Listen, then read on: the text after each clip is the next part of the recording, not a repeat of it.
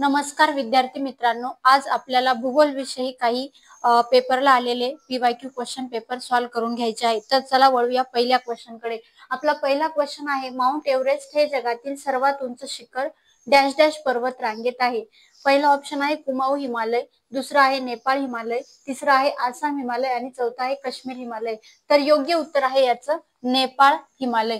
नेपाळ हिमालय बघा, mount Everest ह्या दोन देशांच्या मध्य रांगेवर आहे। तर माउंट एव्हरेस्टची बॉर्डर ही एक नेपाळ आणि तिबेटचा म्हणजे चायनाचा काही पार्ट याच्यामध्ये आपलं माउंट एव्हरेस्ट आहे।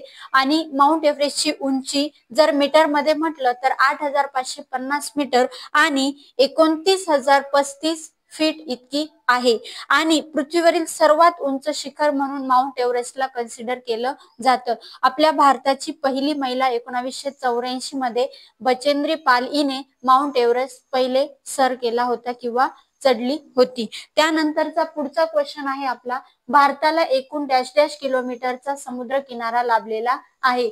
तर भारताला सर्वात जास्त समुद्र किनारा लाभलेला आहे, तो आहे 7517 किलोमीटरचा समुद्र किनारा। आता भारतामधील गुजरात राज्याला सर्वात जास्त समुद्र किनारा लाभलेला आहे आणि सर्वात कमी हा गोवा राज्याला लाभलेला आहे।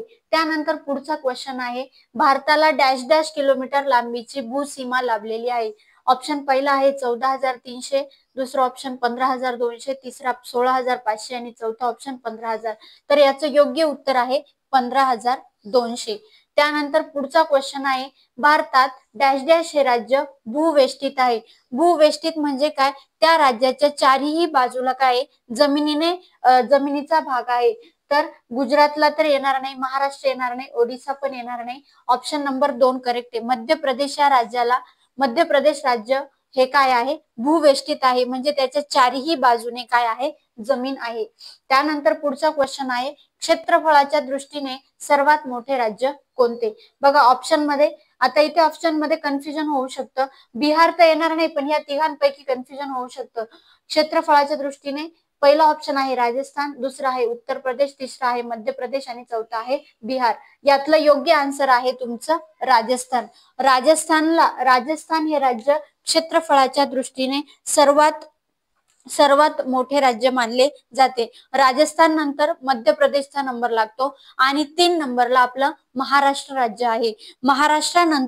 महाराष्ट्रानंतर चौथ्या क्रमांकावर आहे आपला उत्तर प्रदेश। आणि सर्वात छोटं राज्य म्हटलं तर सर्वात छोटं राज्य आहे आपला गोवा राज्य।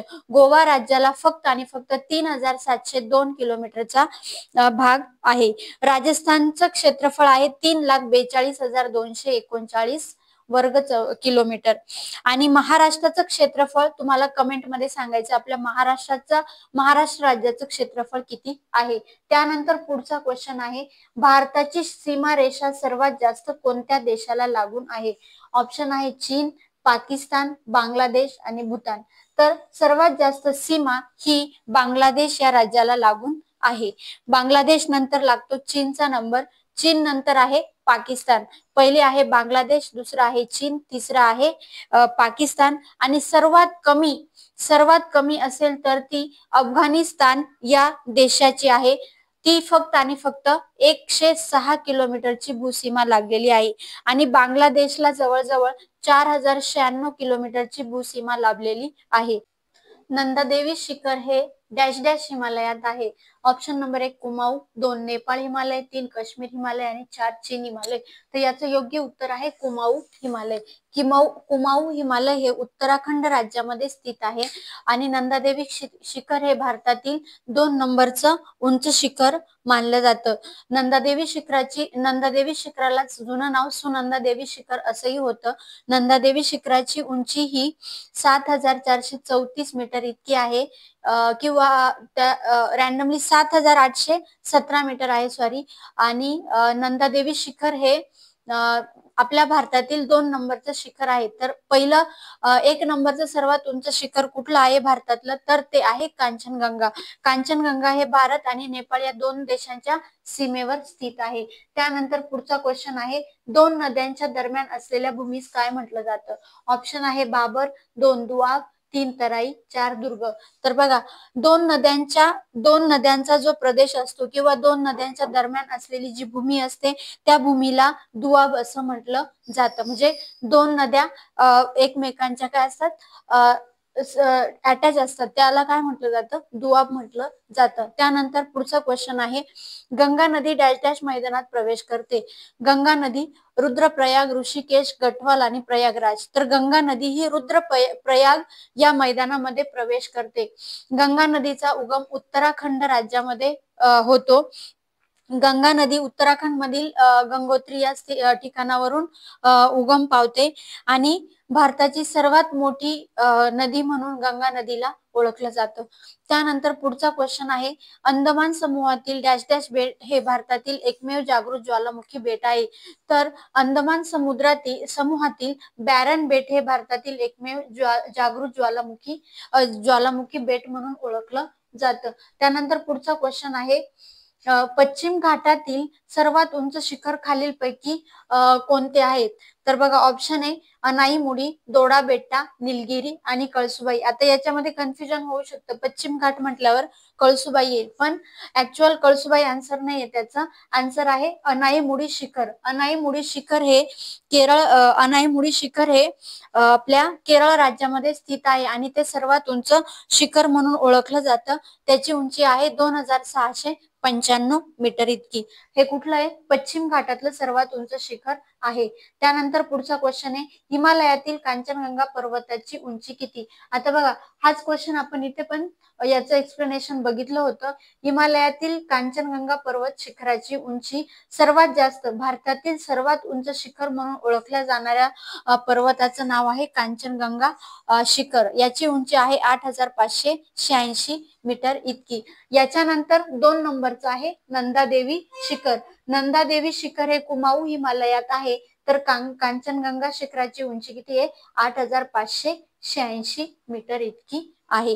ठीक आहे. नेक्स्ट क्वेश्चन आहे, खालीलपैकी कोणाकडे भारताची कार्यकारी सत्ता एकवटलेली असते. ऑप्शन आहे राष्ट्रपती, 2 पंतप्रधान, 3 सभापती आणि 4 राज्यपाल. आता बघा भारताच्या संविधानानुसार राष्ट्रपती हे राष्ट्राचे पदसिद्ध किंवा प्रमुख असतात किंवा राष्ट्रपती हे देशाचे प्रथम नागरिक असतात.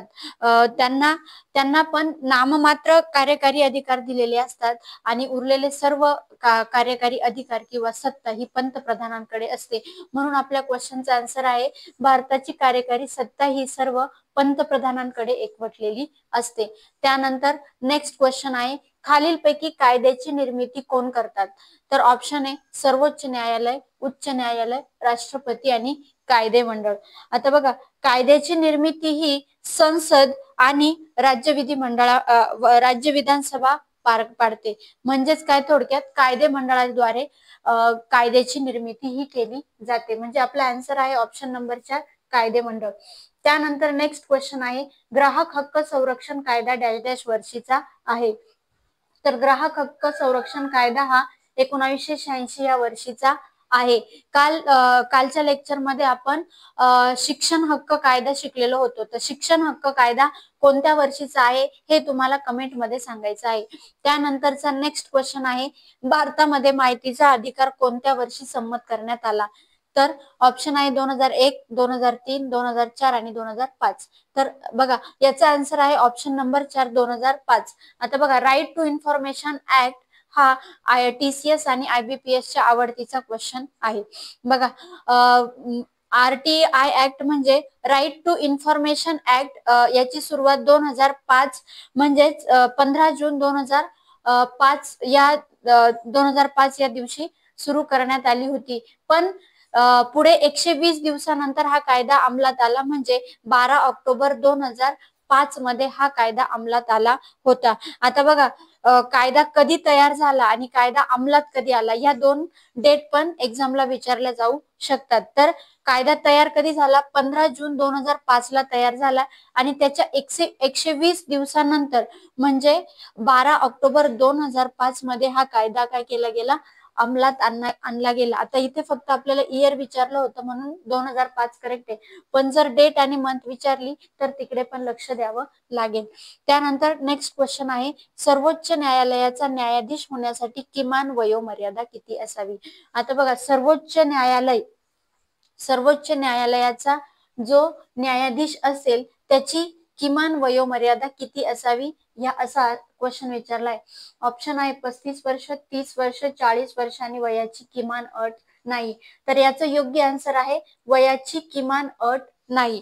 बघा, सर्वोच्च न्यायालयाचा जो न्यायाधीश आहे याची अशी किमान काही अट नाहीये, पण त्याने न्यायालयामध्ये कामाचा त्याचा 5 वर्षाचा अनुभव असावा, तो एक भारतीय नागरिक असावा, किंवा त्यामध्ये म्हणजे न्यायालयामध्ये तो काय असावा, एक सुप्रसिद्ध वकील असावा, असं आपल्या संसदेमध्ये किंवा न्यायालयाच्या याच्यामध्ये सांगितलंय. तो मॅक्झिमम 65 वर्षापर्यंतचा त्याचा कार्यकाल असतो, पण त्याची किमान वयाची अट दिलेली नाहीये. त्यानंतरचा नेक्स्ट क्वेश्चन आहे, महाराष्ट्र विधान परिषदेची सदस्य संख्या किती आहे? तर एकदम इझी क्वेश्चन आहे हा. महाराष्ट्र विधान परिषदेची सदस्य संख्या आहे ऑप्शन नंबर 4 78 इतकी आहे. त्यानंतर नेक्स्ट क्वेश्चन आहे, राज्यसभेची रचना कोणत्या कलमात दिलेली आहे? बघा, राज्यसभेची रचना ऑप्शन नंबर 1 80, 79, 82 आणि 81. आता याच्यामध्ये कन्फ्युजन होऊ शकतं, पण याचा आन्सर आहे ऑप्शन नंबर 1 80. बघा, राज्यसभेमध्ये एकूण सध्या किती जागा आहेत? तर 245 जागा आहे. त्यापैकी 233 सदस्य हे आपले राज्य आणि केंद्रामध्ये काय केलेले आहे, प्रतिनिधित्व करत आहे. आणि 233 राज्य आणि केंद्रावर प्रतिनिधित्व करतात आणि उरलेले 12 सदस्यांची नेमणूक ही कोणाद्वारे केली जाते? तर ती राष्ट्रपतीद्वारे केली जाते. तर राज्यसभेची रचना ही कशामध्ये दिलेली आहे? कलम 80 मध्ये दिलेली आहे. त्यानंतर पुढे नेक्स्ट क्वेश्चन, महाराष्ट्र पोलीस दलाच्या ध्वजाचा रंग कोणता आहे? तर सोनेरी, पिवळा, गडद निळा आणि पांढरा. तर ऑप्शन करेक्ट आहे आपला गडद निळा. भारतीय दंड संहिता कायदा कोणत्या वर्षी करण्यात आला होता? तर भारतीय दंड संहिता कायदा हा 1840, 1860, 1880 की 1890. तर याचा ऑप्शन करेक्ट आहे 1860 मध्ये दंड संहिता कायदा पारित करण्यात आला होता. नेक्स्ट क्वेश्चन आहे, डॅश डॅश यांनी महाराष्ट्र पोलीस दलाला ध्वज प्रदान केला? यशवंतराव चव्हाण, पंडित नेहरू, डॉक्टर राजेंद्र प्रसाद की डॉक्टर जाकीर हुसेन. याचं करेक्ट आन्सर आहे पंडित जवाहरलाल नेहरू यांनी महाराष्ट्र पोलीस दलाला ध्वज प्रदान केला होता. सर्व जिल्ह्यांमध्ये सायबर पोलीस स्टेशन असलेले पहिले राज्य कोणते? सायबर पोलीस स्टेशन असलेले पहिले राज्य आहे आपले महाराष्ट्र राज्य. त्यानंतर नेक्स्ट क्वेश्चन आहे, महाराष्ट्र पोलीस दलाच्या ध्वजावर डॅश डॅश ताऱ्याचे चिन्ह आहे? तर त्रिकोणी, चौकोनी, पंचकोनी आणि षटकोनी. याचं करेक्ट आन्सर आहे पंचकोनी ताऱ्याचे चिन्ह आहे. त्यानंतर पुढे आहे, महाराष्ट्र राज्याची गुप्तचर संघटना कोणती? महाराष्ट्र राज्याची गुप्तचर संघटना कोणती? याचा आन्सर तुम्ही कमेंट मध्ये सांगायचा आहे. व्हिडिओ जर आवडला असेल तर व्हिडिओला लाईक करा, चॅनलला सबस्क्राईब करा आणि असेच नवनवीन व्हिडिओ पाहण्यासाठी आपल्या चॅनलला सबस्क्राईब करून ठेवा. थँक्यू.